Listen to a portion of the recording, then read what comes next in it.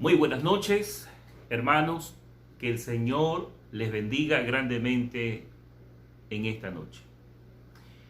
Quisiera que abramos nuestras Biblias en el Evangelio según San Juan, capítulo número 8, y leamos dos versículos que son el verso 31 y el verso número 32.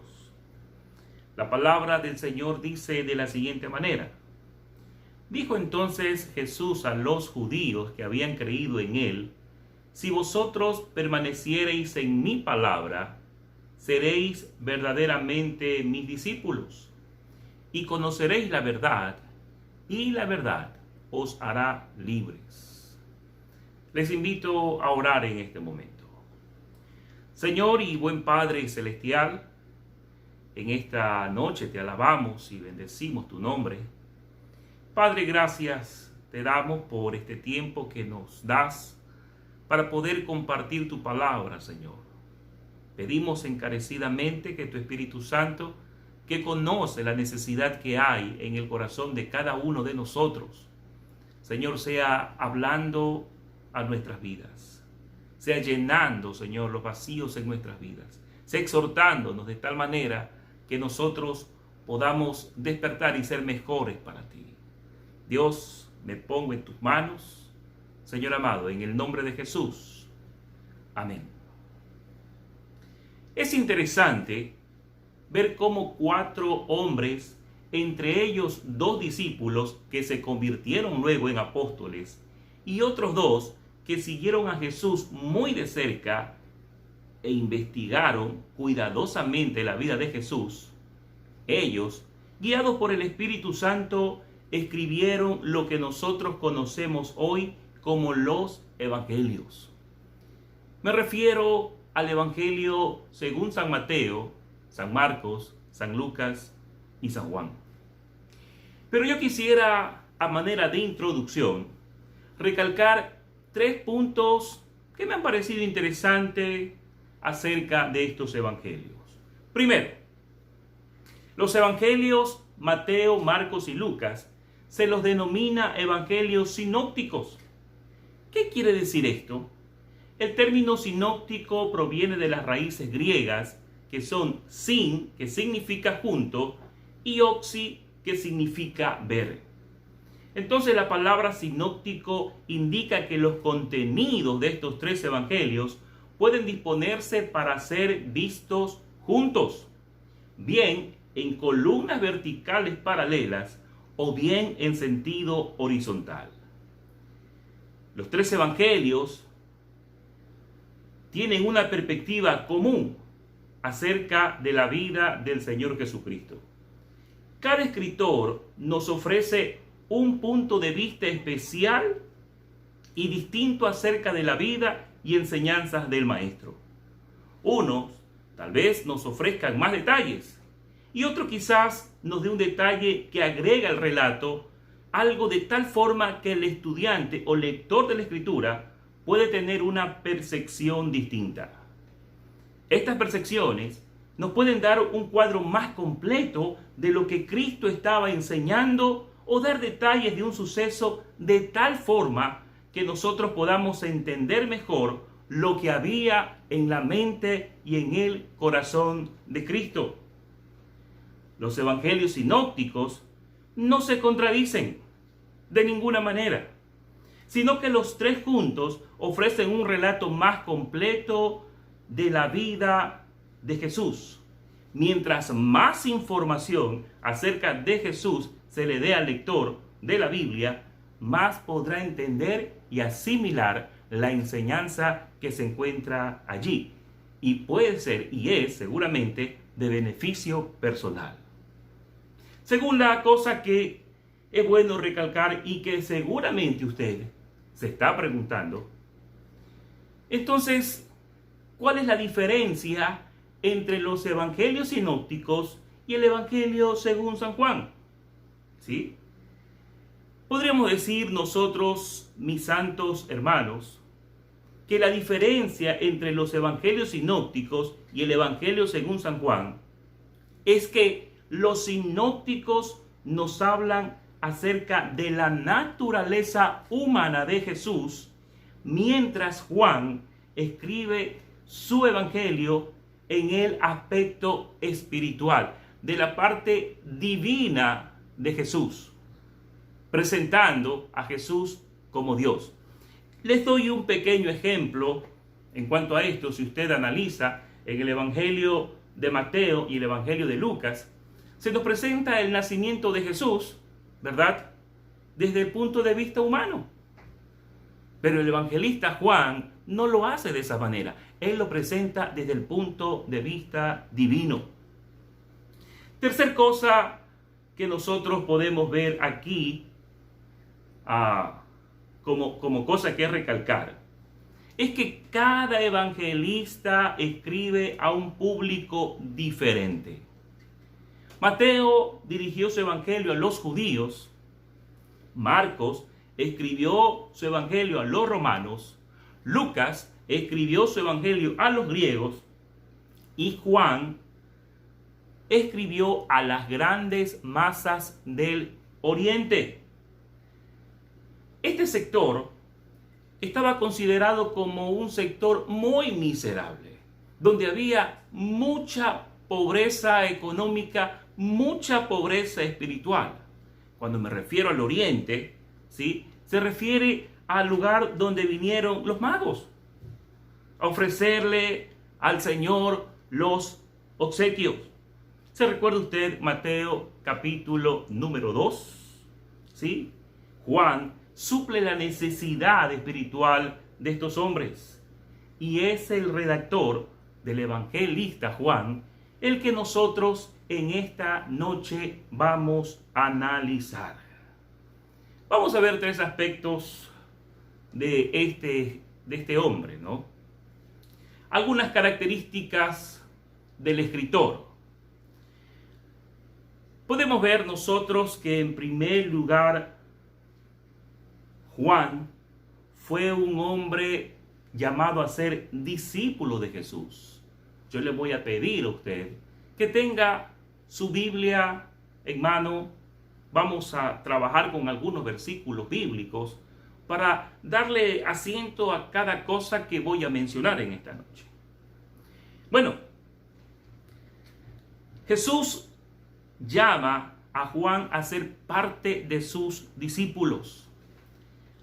Abramos nuestras Biblias en el Evangelio según San Lucas, capítulo 6, versículo número 14. Mire usted, allí nosotros encontramos cuando el Señor llama a sus discípulos. Y el versículo 14 nos dice de la siguiente manera: a Simón, al cual también llamó Pedro, y a Andrés su hermano, Jacobo, y Juan, quien es a quien nosotros estamos estudiando, y Juan, Felipe y Bartolomé. Fíjese bien usted que está allí el nombre del evangelista Juan. Juan, el escritor, ¿sí?, es aquel pues quien el Señor llama a ser parte de sus discípulos. ¿Qué más podemos nosotros resaltar de Juan en esta noche? Juan fue parte de los tres que vieron acontecimientos importantes en el ministerio de Jesús. ¿Se recuerda usted de la transfiguración? Vámonos al Evangelio según San Marcos, capítulo número 9, versículo número 2. Dice el texto sagrado de la siguiente manera, y vamos a leer hasta el 7. Marcos capítulo 9, versículo del 2 al 7. 6 días después, Jesús tomó consigo a Pedro, a Jacobo y Juan. Mire usted, y los llevó a una montaña alta donde estaban solos. Allí se transfiguró en presencia de ellos. Su ropa se volvió de un blanco resplandeciente, como nadie en el mundo podría blanquearla. Y se le aparecieron dos grandes hombres del Antiguo Testamento. Mire usted, se le apareció Elías y se le apareció Moisés. El profeta o el más grande profeta en el Antiguo Testamento y a quien se le confió la ley en el Antiguo Testamento. Estos dos representantes del Antiguo Testamento estaban allí al lado de Jesús. Y dice el texto que conversaban con el maestro. Pedro le dijo a Jesús: Rabí, qué bien que estemos aquí. Podemos levantar 3 albergues, uno para ti, otro para Moisés y otro para Elías. No sabía qué decir porque todos estaban asustados. Entonces apareció una nube que los envolvió, de la cual salió una voz que dijo: este es mi Hijo amado, escúchenlo. Mire, mi hermano santo, aquí no estaban los 12 discípulos, estaban solamente 3. ¿Y quiénes eran esos 3? Estaba Pedro, Jacobo y Juan. Ellos vieron transfigurarse al Señor, vieron a Dios con un vestido resplandeciente, ¿sí? Y tuvieron ese privilegio de ver a estos 2 hombres que en su momento en el Antiguo Testamento se les confió ministerios poderosos, ministerios fuertes. Allí, en esa escena, se encontraba el discípulo Juan. ¿Qué más podemos decir de Juan en esta noche? Que es considerado Juan el discípulo amado. ¿Sí? Hay pasajes en la Biblia en donde señala de que Juan tuvo este privilegio de parte de Dios. Evangelio según San Juan, capítulo 13, versículo número 23, nos dice lo siguiente: uno de sus discípulos, el que Jesús amaba, y este era Juan, estaba sentado a la mesa, reclinado en el pecho de Jesús. ¿Sí? Se presume, ¿verdad? También, bueno, y esto lo dice la historia, que Juan fue el menor de los discípulos y era al que, dice la Biblia, que Jesús amaba. Y esto, estimados hermanos, también lo podemos ver al finalizar el Evangelio de Juan, cuando Pedro le pregunta al Señor qué iba a suceder con este discípulo, y se refería al discípulo amado. Hay algunas cosas más que nosotros podríamos señalar de este evangelista, de este escritor, y esto es de que era pescador. Algunos piensan de que Juan tenía una posición económica media, ¿sí? Porque él tenía ayudantes dentro de su trabajo, ¿no? Se cree también de que Juan fue el primo de Jesús. Pero algo interesante, y esto es que Juan seguía a Jesús, pero no es hasta que vio aquella pesca milagrosa en donde él se volcó totalmente para seguir al Señor y seguirlo hasta cuando estuvo muy anciano, ¿verdad? Y su cabello lleno de canas. Lucas capítulo 5, versículo número 9. Dice el texto: porque la pesca que habían hecho, ¿sí?, era una pesca muy grande. Acuérdese que Pedro tuvo que llamar a las otras barcas para que los ayuden. Y cuando ellos vieron que esta pesca era muy grande, que las redes prácticamente se rompían, dice el texto que el temor se apoderó de él y de todos los que estaban con él, ¿sí? Y asimismo ese temor se apoderó de Jacobo y Juan, hijos de Zebedeo, que eran compañeros de Simón. Pero Jesús dijo a Simón: no temas, desde ahora serás pescadores de hombres. Y cuando trajeron a tierra las barcas, dejándolo todo, y estaba Juan allí, le siguieron. Mire usted, estimado hermano, lo que nosotros podemos ver de este evangelista llamado Juan. Fue discípulo del Señor, fue un discípulo amado, estuvo en momentos, en escenas muy hermosas dentro del ministerio de Jesús, pudo ver muchos milagros y lo siguió al Señor con perseverancia. Este hombre que fue un buen discípulo de Jesús, dice la Biblia que luego se convirtió en un apóstol. Y escribe este apóstol algunos relatos en las Escrituras, algunas epístolas en las Escrituras. Por ejemplo, mire usted, el hermano Juan o el apóstol Juan fue quien escribió el Evangelio según San Juan. Sí, él escribió el Evangelio según San Juan. Ese libro que nosotros estamos leyendo capítulo a capítulo diariamente en nuestros hogares. Y yo quisiera detenerme aquí por un momento. Bueno, uno para animarle a usted, hermanos, a que podamos leer de una manera sistemática, que podamos leer de una manera continua el Evangelio un capítulo por día. Se está animando a los hermanos. Pero ¿por qué lo estamos animando? ¿Qué pretendemos con esto? Yo sé que seguramente a usted le han llamado por teléfono y le han transmitido la visión de nuestra iglesia. ¿Y cuál es esta visión que yo les voy a recordar? Nuestra iglesia hoy tiene 6 grupos de cuidado. ¿Qué son estos grupos de cuidado? ¿Qué pretende este grupo de cuidado? ¿Cuáles son los objetivos de este grupo de cuidado? El cual yo les voy a mencionar en esta noche.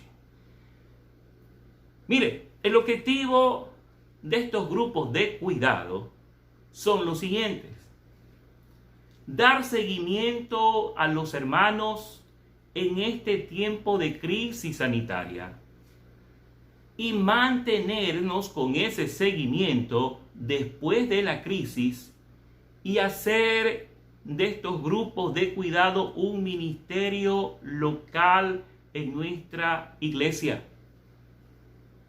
¿Sí? Segunda cosa que nosotros hemos trazado como objetivo de estos grupos es incentivar a la oración que estamos realizando todos los días a las 9 de la mañana, a la 1 de la tarde y a las 7 de la noche. Estamos también incentivando a la lectura diaria y a la meditación del Evangelio según San Juan. También estamos animando a los hermanos en su crecimiento espiritual y en su crecimiento ministerial. Hoy nosotros tenemos 6 grupos de cuidado, pero queremos ser más. Y queremos que esos hermanos que hoy son parte del cuidado se conviertan en colíderes y se conviertan luego en líderes y puedan cuidar a más hermanos. Mire, dice la Biblia que nosotros somos embajadores de Cristo. Dice la Biblia que Dios nos ha entregado a cada uno de nosotros un don para que lo podamos ejecutar dentro de su obra. Entonces, mi hermano, nosotros le animamos. Si usted ya pertenece a un grupo de cuidado de la iglesia, ¿sí?, trabaje con su colíder. Colíder, trabaje con su líder. Queremos hacer de esto, como le decía hace un momento, algo fundamental y principal en nuestra iglesia. ¿Qué más perseguimos nosotros con estos grupos de cuidado? Queremos conversar, no nos estamos viendo en la iglesia, no nos estamos viendo, ¿verdad? Pero queremos conversar y lo hacemos telefónicamente por ahora y saber cómo está su vida espiritual. No se sorprenda si yo le llamo, si le llama un líder de la iglesia o un colíder a preguntarle cómo está su vida espiritual, cómo está su salud, cómo está su vida económica. Sabemos que esta crisis ha golpeado a muchos hogares. Y nosotros lo que queremos es, a través de estos grupos, poder conocer dónde está la necesidad y poder cubrir esa necesidad en algo, poder aportar. Si hay un hermano de nuestra congregación que de pronto no tiene el alimento, nosotros poder aportar, apoyar ahí como iglesia. Mire, yo pienso que hoy más que nunca no podemos descuidar nuestra mayordomía. La iglesia, mi estimado hermano, es el canal de bendición para los necesitados. Y la iglesia la componemos nosotros. ¿Sí?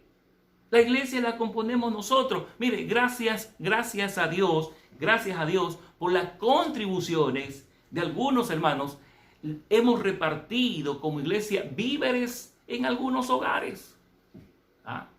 Pero mire, esto lo hacemos canalizándolo a través de poder conversar con usted, ¿sí? Usted ser parte de este grupo. De pronto hay cosas que hay hermanos que yo no les conozco los hogares, yo no conozco su casa, pero los hermanos que están bajo el grupo de cuidado que yo estoy liderando sí lo conocen. Y esto nosotros perseguimos, hermanos, a través de este ministerio. También se persigue incentivar a no perder los cultos que se están realizando de lunes a domingo a través del Facebook. Incentivar a hacer la obra evangelística, ya que muchas personas, hermanos, muchas personas, ¿sí?, en estos momentos están con una necesidad espiritual muy grande.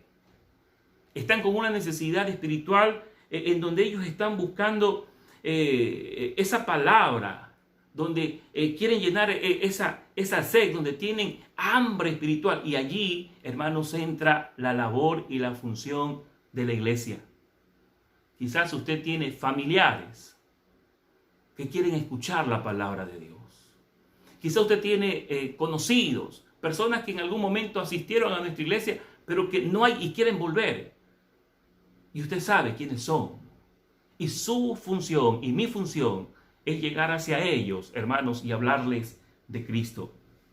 Si usted tiene un familiar, si usted tiene un amigo que quiera pertenecer a este grupo de cuidado, que quiera ser alimentado con la palabra, que quiera tener, hermanos, una relación, una amistad de creyentes, hermano, por favor, llame a los hermanos líderes y convérsele, dígale: mire, hermano, hay un hermano que se reconcilió, él no está asistiendo a ninguna iglesia, hermanos, y nosotros estaremos allí. Así que le animamos a los hermanos de la iglesia El Calvario a participar, hermanos, en esta labor tan hermosa que estamos trabajando en estos días, en estos tiempos. Bueno, entonces continuemos, hermanos. ¿Qué más podemos decir de Juan? Juan escribió el Evangelio según San Juan. Juan también escribió tres epístolas, que es la primera, segunda y tercera de Juan, y también escribió el libro de Revelación, o el libro de Apocalipsis, ¿sí? Y también, algo más que podríamos acotar del apóstol Juan, que él fue el único apóstol que murió, hermanos, pero por estar anciano y no por torturas, la cual se caracterizó, hermanos, la iglesia primitiva. Así moría la iglesia primitiva, con torturas. Pero Juan no, él murió, hermanos, en una isla, así lo menciona la historia, en la isla de Patmos. ¿Qué más podemos señalar de este evangelio, el cual está siendo objeto de estudio, hermanos, para nosotros en estos días? Que yo podría dividir el evangelio de Juan en 4 partes, si usted me lo permite, ¿no? Y les voy a mencionar cuáles son esas 4 partes. La primera es que la podremos decir el prólogo, ¿sí? Del capítulo 1, del versículo 1 al versículo número 18. ¿Qué encontramos aquí? En estos 18 primeros versículos contiene lo que es, en cierto modo, un breve resumen de todo el Evangelio, de la doctrina de la encarnación y del Verbo eterno. ¿Sí? En estos 18 versículos encontramos el Evangelio en la doctrina de la encarnación del Verbo eterno. Si usted seguramente ya ha leído Juan capítulo 1, ¿verdad? Nos menciona que el Verbo era Dios, estaba con Dios, ¿sí? Y era Dios. Y ese Verbo se hizo carne y habitó con nosotros. El mismo Dios, hermanos, habitó en medio de esta humanidad. La segunda parte en que nosotros podemos dividir el Evangelio, según San Juan, lo encontramos en el capítulo 1 del versículo 19, ¿sí? Hasta el capítulo 12, versículo 50, que nos relata la vida pública de Jesús, desde su bautismo hasta la víspera de su pasión. Mire usted, aquí nosotros vamos a encontrar algunos milagros del Señor. Bueno, su bautismo, cómo el Señor estuvo evangelizando, cómo el Señor estuvo trabajando allí con la gente, hermanos, enseñándole a sus discípulos. La otra parte que nosotros encontramos en el Evangelio según San Juan, la encontramos desde el capítulo número 13 hasta el capítulo 21, versículo número 23. Aquí relata la historia de la pasión y la resurrección del Señor. Aquí usted no va a encontrar milagros, ¿sí? Se centra, hermanos, el evangelista en darnos a conocer esta parte. Y una última parte que es como un epílogo, capítulo 21, del 23 al 25, se refiere a un trato directo con sus discípulos. Así se podría dividir el Evangelio según San Juan. Pero ¿cuál es el mensaje central del Evangelio de Juan? ¿Cuál es el énfasis, hermanos, que nosotros podemos encontrar en este Evangelio? Se los voy a leer. Jesús es el Mesías, el Hijo de Dios, su encarnación y su crucifixión, por medio de las cuales reveló el amor de Dios y también redimió la humanidad. El discipulado significa permanecer en la vid, ¿sí? Y la vid de Jesús, y llevar fruto. El fruto es amar como Él amó. El Espíritu Santo será dado a todo su pueblo para que continúe su obra. Le vuelvo a leer. El énfasis del Evangelio según San Juan es este: que Jesús es el Mesías, es el Hijo de Dios, su encarnación y su crucifixión, por medio de las cuales reveló el amor de Dios y también redimió la humanidad. El discipulado significa permanecer en la vid y llevar fruto. El Espíritu Santo será dado a su pueblo para que continúe su obra. Mire usted, ¿qué vemos nosotros entonces en el Evangelio según San Juan como énfasis? Mire usted, Jesús es el mismo Dios, ¿verdad? Como menciona el Evangelio en el capítulo número 1, el Verbo de Dios se hizo carne y habitó entre nosotros. Ese Dios creador, ¿sí? Ese Dios santo, ese Dios eterno, que habitaba en los cielos y era honrado, alabado por millares de ángeles, dice la Biblia que tomó forma de hombre, descendió, tomó forma de hombre y habitó entre nosotros, caminó, hermanos, sobre esta tierra. Dios mismo murió en la cruz y padeció por nosotros. Filipenses capítulo 2 del versículo 5 al 8 dice la Escritura: la actitud de ustedes debe ser como la actitud de Cristo, quien siendo por naturaleza Dios, no consideró el ser igual a Dios como algo a que aferrarse. Por el contrario, se rebajó voluntariamente, tomando naturaleza de siervo y haciéndose semejante a los seres humanos, y al manifestarse como hombre, se humilló, ¿sí? Y se humilló a sí mismo y se hizo obediente hasta la muerte y muerte de cruz. ¿Sabe que una de las cosas que, hermanos, a mí me impresiona de la Biblia, bueno, y el hermano Juan hace énfasis en esto, y quiero que me escuche bien con lo que le voy a decir, y no espero no ser mal interpretado. Hermanos, Dios, como el dueño de todo, Dios pudo haber planificado desde mucho tiempo atrás, una obra salvadora donde no lo involucre a Él como Dios, ¿sí? Sino Él más bien haber hecho algo para que el hombre se salve. Y como dije hace un momento, ¿sí? Haberlo hecho desde mucho tiempo atrás, haberlo planificado así, ¿verdad? Pero mire usted, Dios no hace eso. Dios más bien, hermanos, Él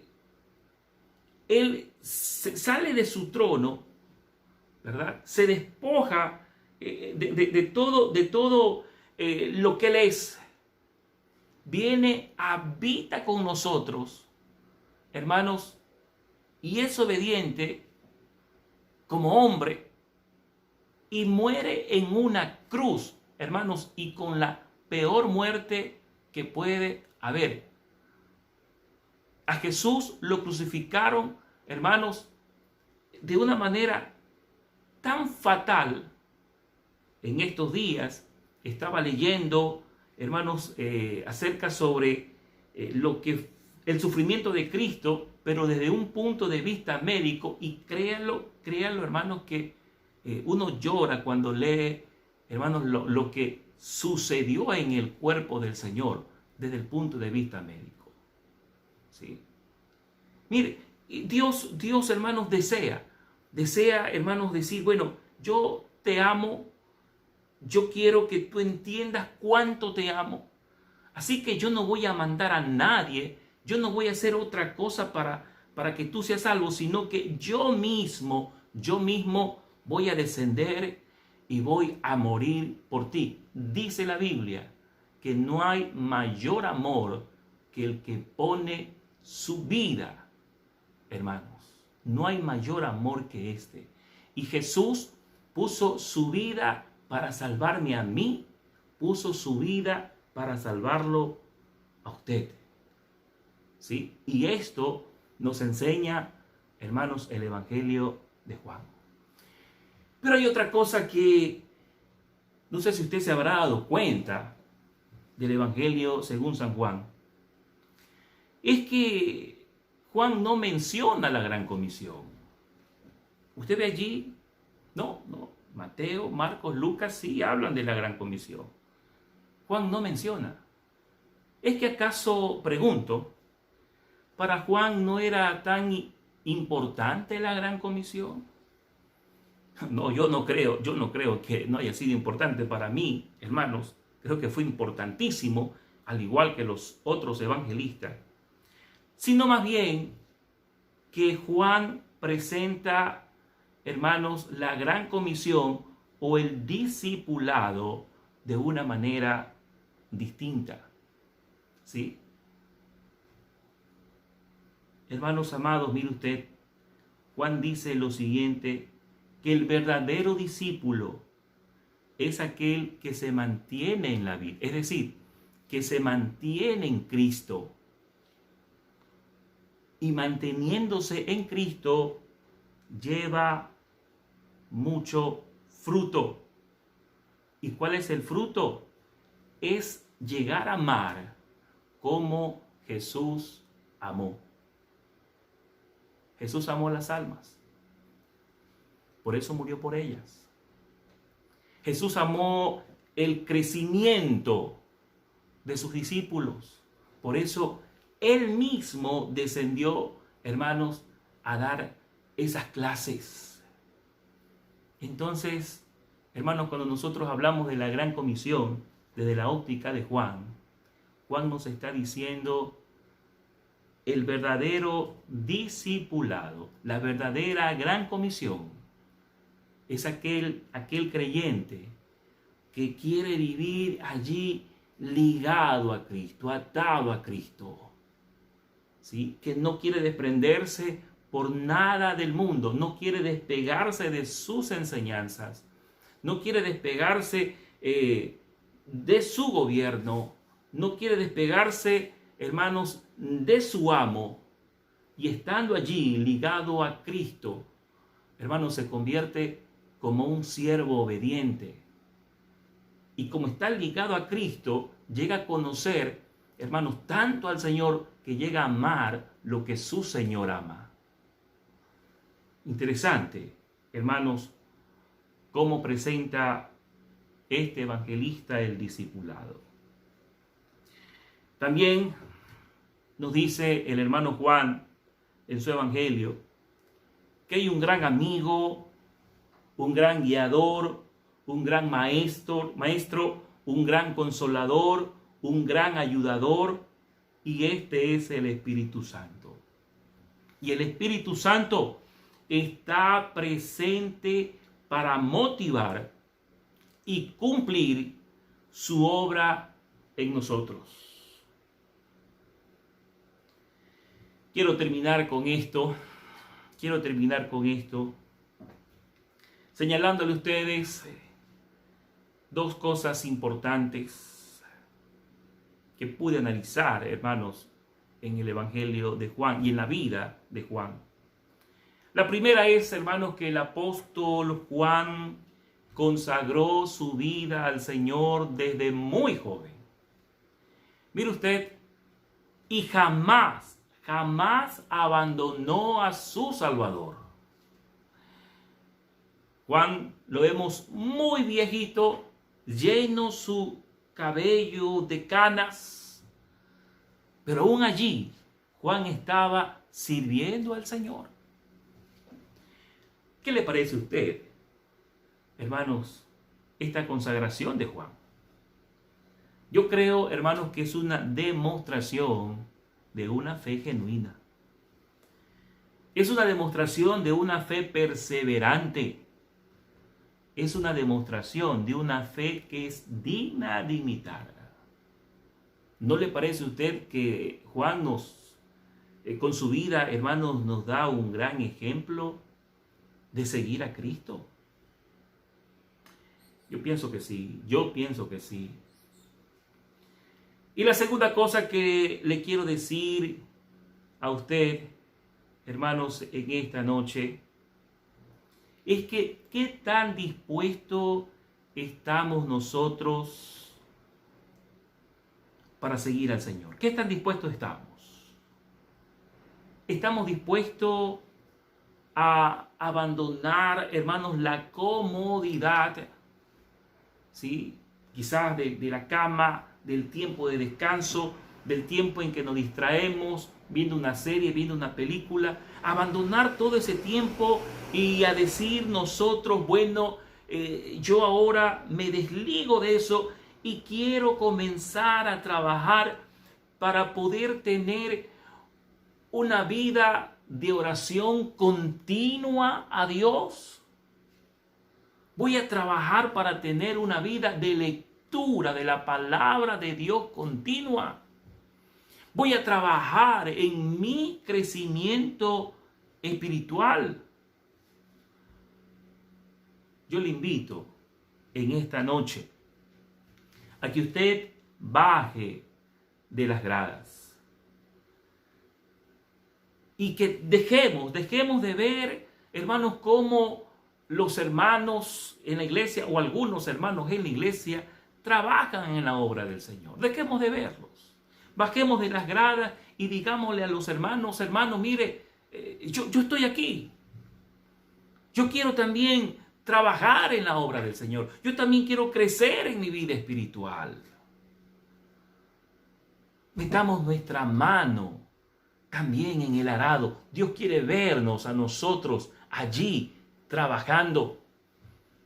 Dios quiere vernos a nosotros allí discipulando.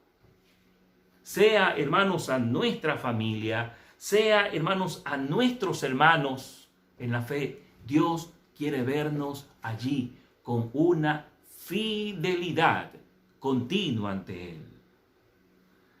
Acuérdese, hermanos, que el verdadero discipulado es aquel que se mantiene en Cristo, pero que también lleva mucho fruto. Le invito a usted que se levante.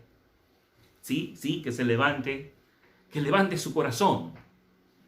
Dé un paso al frente en señal de decisión y le diga a Dios, Dios, qué maravilloso es la vida de Juan. Cómo te siguió, Señor, desde que era muy joven. No importa la edad que usted tenga en este momento, pero en este momento usted le dice al Señor, Señor, yo estoy decidido a seguirte hasta el final de mi vida. Y a seguirte, Señor, pero seguirte sirviendo. Mi estimado hermano, si usted y nosotros hacemos eso, Dios va a glorificar su nombre en nosotros. Esta semana, seguramente, un líder o un colíder de la iglesia El Calvario lo llamará a usted y le preguntará qué decisión tomó usted hoy. Amén. Oremos. Señor y buen Padre Celestial, te damos gracias. Gracias, Señor, por tu bondad y gracias por tu fidelidad. Padre, gracias por presentarnos las Escrituras y motivarnos a través de la vida de tus hijos, Señor. Padre de la gloria, hoy no está el evangelista Juan. Hoy está el evangelista María, el evangelista Carlos, el evangelista José, el evangelista César. Señor, Padre de la gloria, ayúdanos a podernos poner delante de ti, Señor, y decirte, Señor, úsanos también a nosotros. Queremos, Señor, engrandecer tu obra. Amén. No se olvide, hermanos, no se olvide que la mejor manera que Dios nos presenta hoy para poder ser un buen discípulo de Él es trabajando en los grupos de cuidado, participando en los grupos de cuidado. Le animo, hermanos, una vez más. Muchas gracias.